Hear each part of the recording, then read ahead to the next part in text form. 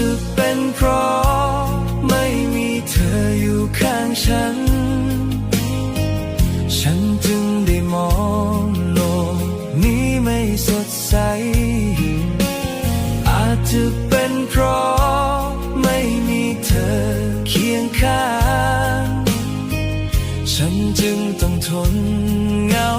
ใจไปเพราะใครใจเธอเองโปรดฟังฉันบ้างแต่อย่าทิ้งฉันไปไหนเพราะหัวใจของฉันมีไว้เพื่อเธอ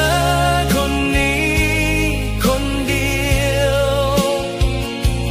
และช่วยโปรดรับรู้ไว้ว่าฉันมีจะอยู่ข้างๆเสมอ